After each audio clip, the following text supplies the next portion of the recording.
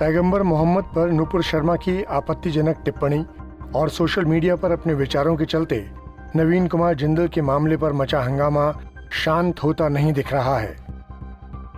असदुद्दीन ओवैसी ने भी हमला बोल दिया है। ओवैसी ने केंद्र सरकार पर निशाना साधते हुए कहा है कि नूपुर शर्मा को सिर्फ सस्पेंड करने से काम नहीं चलेगा, बल्कि गिरफ्तार करना होगा। इस स्पोक्सपर्सन को अरेस्ट करना चाहिए, उनको जेल को जाना चाहिए। ओवैसी ने कहा कि बीजेपी और मोदी को 10 दिन बाद ख्याल आया कि उनके प्रवक्ता ने कुछ किया है जिससे मुसलमान की भावना को ठेस पहुंची है, वो भी जब गल्फ देशों में मसला बड़ा हुआ तब बीजेपी हरकत में आई और एक्शन लिया गया है। असदुद्दीन ओवैसी ने कहा कि जब देश के उपराष्ट्रपति का बैंक्वेट कैंसिल कर दिया गया और भारत के राजदूत को समन किया गया तब भारत सरकार ने एक्शन लिया है। AIMIM के चीफ ने पूछा कि क्या विदेश मंत्रालय बीजेपी का सदस्य हो गया है। ओवैसी ने यहाँ तक कहा कि बीजेपी अपने प्रवक्ताओं से जानबूझकर भड़काऊ बयान दिलवाती है। तथाकथित टिप्पणी के समय नूपुर शर्मा भारतीय जनता पार्टी की प्रवक्ता थीं, लेकिन अब बीजेपी ने उन्हें पार्टी से बाहर कर दिया है। लेकिन हंगामा भी देश ही नहीं, देश के बाहर खासकर इस्लामिक देशों में फैल गया है। कतर, कुवैत, ईरान आदि इस्लामिक देशों ने अपने यहाँ स्थित भारतीय राजदूत को तलब कर उनसे अपनी नाराजगी जताई है। सऊदी अरब, पाकिस्तान, तुर्की आदि मुस्लिम देशों के अखबार कड़ी प्रतिक्रिया वाले लेख छाप रहे हैं। कतर के अल जजीरा ने इस पूरे विवाद को लेकर एक विस्तृत रिपोर्ट प्रकाशित की। अल जजीरा ने लिखा, इस विवाद ने अरब देशों के सोशल मीडिया यूजर्स के गुस्से को बढ़ा दिया है। लोग सोशल मीडिया पर भारतीय उत्पादों के बहिष्कार का आह्वान कर रहे हैं। यूजर्स इस्लाम और मुसलमानों के खिलाफ बढ़ती घृणा की निंदा कर रहे हैं और भारत पर इस्लामोफोबिया को बढ़ावा देने में फ्रांस और चीन के नक्शे कदम पर चलने का आरोप लगा रहे हैं। कतर के विदेश मामलों के मंत्रालय ने भारतीय राजदूत को तलब किया, उन्हें एक आधिकारिक नोट सौंपा। इसमें कहा गया, पैगंबर मोहम्मद को लेकर ऐसे बयानों को बर्दाश्त नहीं किया जाएगा। दुनिया भर में 2 अरब से अधिक मुसलमान पैगंबर मोहम्मद के बताए रास्ते पर चलते हैं। इस तरह की टिप्पणियों से धार्मिक घृणा को बढ़ावा मिलेगा। इसके जवाब में कतर में भारतीय दूतावास के प्रवक्ता ने कहा, इस तरह के विवादित बयान और ट्वीट्स भारत सरकार के विचारों को प्रदर्शित नहीं करते। बांग्लादेश के अखबार द डेली स्टार ने कतर के विदेश मंत्रालय द्वारा भारतीय राजदूत को तलब करने की खबर छापी है।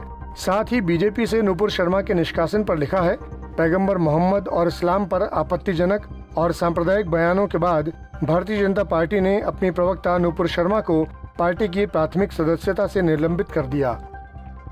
कुवैत के विदेश मंत्रालय की ओर से एक ट्वीट करके कहा गया, भारतीय राजदूत सीबी जॉर्ज को तलब किया गया। उनको ये बताया गया कि कुवैत सरकार इस तरह के विवादित बयानों की निंदा करती है।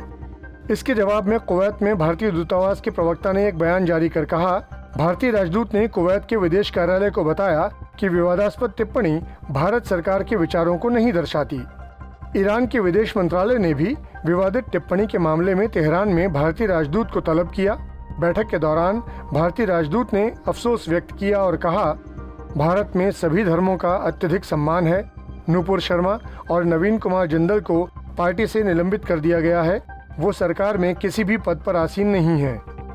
सऊदी अरब के विदेश मंत्रालय ने भी कहा कि वो भाजपा प्रवक्ता के उस बयान की निंदा करता है जिसमें पैगंबर मोहम्मद का अपमान किया गया है।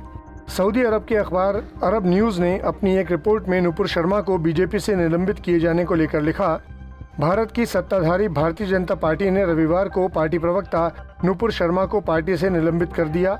नूपुर ने एक टीवी डिबेट के दौरान पैगंबर मोहम्मद पर आपत्तिजनक टिप्पणी की थी।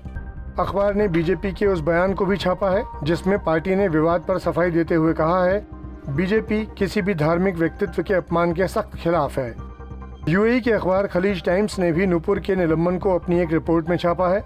अखबार लिखता है, बीजेपी ने रविवार को अपनी राष्ट्रीय प्रवक्ता नूपुर शर्मा को अल्पसंख्यकों के खिलाफ कथित टिप्पणी के बाद पार्टी से निलंबित कर दिया है। पार्टी ने कथित आपत्तिजनक टिप्पणी के लिए दिल्ली बीजेपी मीडिया विंग के प्रमुख नवीन कुमार जिंदल को भी निष्कासित कर दिया है। तुर्की की सरकारी समाचार एजेंसी TRT वर्ल्ड तो कुछ कदम आगे ही बढ़ गई और सीधे मोदी सरकार पर चढ़ गई। उसने अपनी एक रिपोर्ट में लिखा, 2014 में मोदी के सत्ता में आने के बाद से ही कट्टर हिंदू भीड़ ने गोमांस खाने या उनके परिवहन के संदेह में कई मुसलमानों और दलितों को पीट पीट कर मार डाला है। टीआरटी की रिपोर्ट में हिजाब विवाद, मुसलमान फल सब्जी वालों और मटन विक्रेताओं को निशाना बनाए जैसी बातों का भी जिक्र है। इतना सब कुछ जब बाकी इस्लामिक देशों ने कहा या लिखा तो पाकिस्तान भला क्यों पीछे रहता। पाकिस्तान के करीब करीब सभी अखबारों ने इस विवाद को कवर किया है। पाकिस्तानी राष्ट्रपति आरिफ अलवी के बयान का जिक्र करते हुए डॉन ने लिखा, भारत लाखों मुसलमानों का घर है, लेकिन इस तरह की टिप्पणियां इस्लामोफोबिया की बढ़ती प्रवृत्ति को बताती हैं। वहीं पाकिस्तान के प्रधानमंत्री शहबाज शरीफ ने ट्वीट करके नाराज़गी जताई। मैं अपने प्यारे पैगंबर के बारे में भारत के बीजेपी नेताओं की आहत करने वाली टिप्पणियों की कड़े शब्दों में निंदा करता हूं। मैंने बार बार कहा है कि मोदी के नेतृत्व में भारत धार्मिक स्वतंत्रता को रौंद रहा है और मुसलमानों को सता रहा है। उन्होंने कहा, दुनिया को इस पर ध्यान देना चाहिए। हमारा प्यार पवित्र पैगंबर के लिए सर्वोच्च है। सभी मुसलमान अपने पवित्र पैगंबर के प्यार और सम्मान के लिए अपना जीवन बलिदान कर सकते हैं। इस बीच OIC यानी ऑर्गेनाइजेशन ऑफ इस्लामिक कोऑपरेशन सचिवालय ने ट्विटर पर कई ट्वीट कर नुपुर शर्मा के बयान पर कड़ी प्रतिक्रिया दी है। OIC के महासचिव ने भारत के सत्तारूढ़ दल के एक व्यक्ति द्वारा किए गए विवादास्पद बयान की कड़ी आलोचना की। इस पर भारत ने भी OIC को आड़े हाथों लिया है। विदेश मंत्रालय के प्रवक्ता अरिंदम बागची ने इस मामले में OIC के सचिवालय के बयानों पर दो टूक कहा कि उसका एजेंडा विभाजनकारी है। इस विवाद में कतर, कुवैत, ईरान के बाद सऊदी अरब, तुर्की और पाकिस्तान भी कूद गया। भारत ने पाकिस्तान के बयान को बेतुका बताते हुए उसे अपने घर में अल्पसंख्यकों की सुरक्षा पर ध्यान देने की नसीहत दी। अरिंदम बागची ने कहा, भारत सरकार सभी धर्मों को सर्वोच्च सम्मान देती है। कुछ लोगों ने एक धार्मिक व्यक्तित्व को अपमानित करते हुए आपत्तिजनक ट्वीट और बयान दिए थे। ये विवादित बयान भारत सरकार की राय से संबद्ध नहीं है।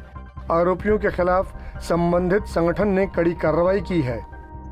इस वीडियो पर आपकी प्रतिक्रिया कमेंट सेक्शन में दें और देश और दुनिया की खबरों के लिए सब्सक्राइब करें आज तक।